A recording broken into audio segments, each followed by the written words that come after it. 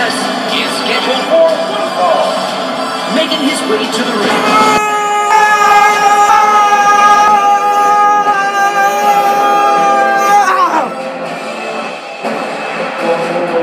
We the people.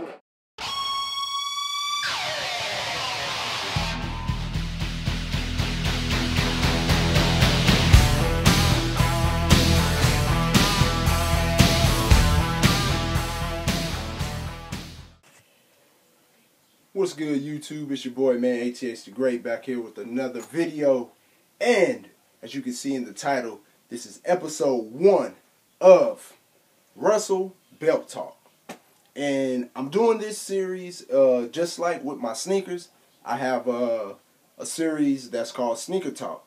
And I'm up to episode 12, which will be coming pretty soon on that. So, been sitting around kind of debating, going back and forth, right, if I want to do the same things with wrestling and my belts. And here we are. So obviously I decided to go with it. So what I'm going to try to do in these episodes is I'm going to come at you guys. I'm probably going to, I'm going to leave it at like 3 things. You know what I'm saying? Maybe like 3 questions and, give my, my answers and, just different things that I'm going to sit and talk about. History with wrestling, things that I remember, hit you guys with some, some belt questions of, from my knowledge.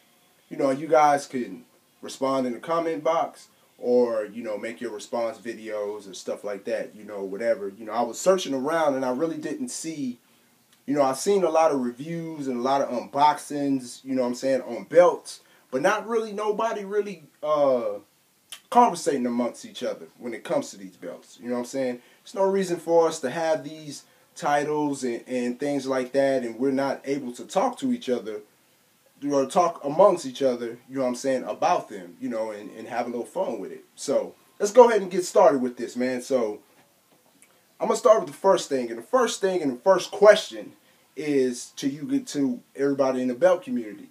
And me and a couple of my friends in the sneaker community had this same question, but this time I'm going to reference it toward belts. And that is, if somebody, I don't want to say took, but if you could only get left with one of your title belts, only one, you can only pick one. It doesn't have to be your favorite title or anything like that. It can be the title that means the most or whatever, or it can be your favorite title. If you can only get one title out of the titles you have in your collection, which one would you keep? I'm holding the one that I would keep. And the reason behind it is because this was my first replica title. It also is my favorite belt of all times. So this would be the belt that I would keep. Or whatnot. And that's not taking nothing away from my other titles, because, I absolutely love my other titles as well. But if somebody wanted to, wanted to leave me with just one, it would be the big gold. Okay? So that's one question I want to hear from you guys. We've kind of got the ball rolling a little bit because we've talked about, how we got into the whole belt collecting thing and stuff like that. So I'm just trying to keep this thing going, okay? So that's question number 1. Question number 2 is pretty much geared toward wrestling. And that is the question I have for you guys is one moment that you remember from wrestling. Doesn't matter if it's WCW, TNA, AWA, NWA, whatever. One moment, and it doesn't even have to be the moment. It could be the moment that started you off, or it could just be the moment that you seen on a show, whether if it was on TV or whether you were live. What was that moment that you will always remember from the WWE or wrestling, period? Mine's would have to be the whole thing that started it off, and that was WrestleMania 6. After Hulk Hogan missed the leg drop and the Ultimate Warrior got up, did the big splash, pinned him 1, 2, 3, and won his first WWE Championship, WWF at the time. WrestleMania 6.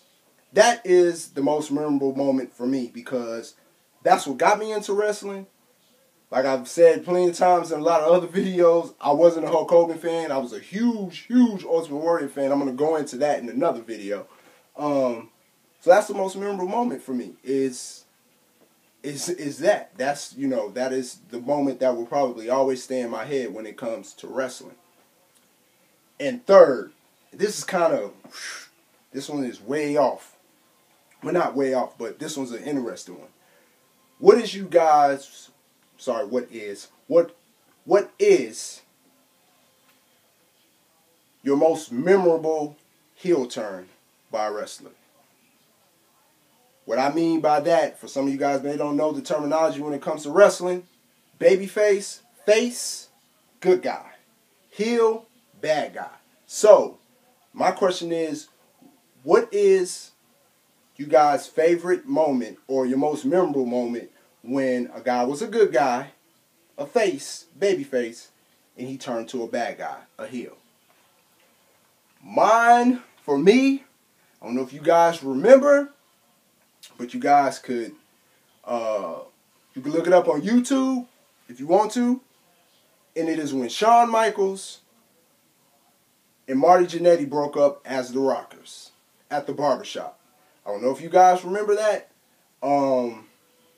I might post a clip at the end of the video, but that is the most memorable heel turn for me. Is when Shawn Michaels, the first time, turned heel when him and Marty Jannetty broke up from the Rockers. And what happened was, you know, of course, you know, they had the whole storyline where these guys were getting into it or whatnot and stuff like that, and Shawn Michaels started getting all cocky and stuff like that. And they had this so-called, was supposed to be like squashing the beef at the barbershop with Brutus the Barber Beefcake. And, you know, everything seemed like everything was going to be cool, and you know, those guys were going to, you know, get back together, and the Rockers were going to keep rocking on.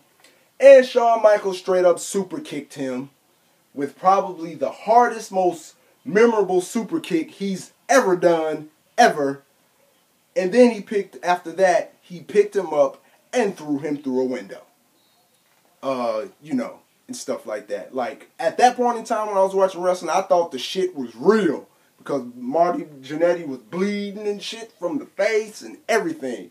You know, so, in what they called wrestling, in wrestling terms, it's called, he had a colored face, which meaning he started bleeding. That's a wrestling term. I just learned that too.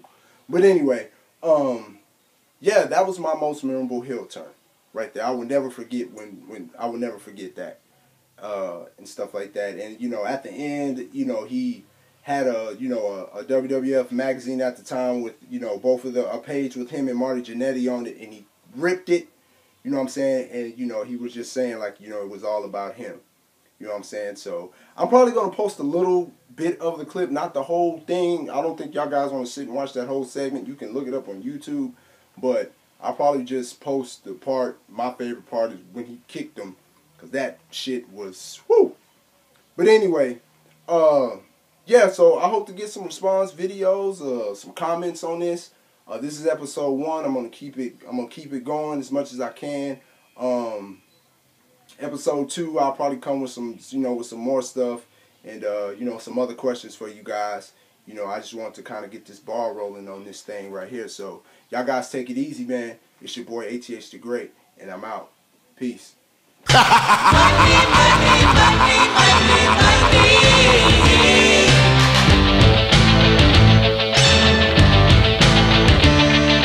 Everybody's got a price. Everybody's gonna pay.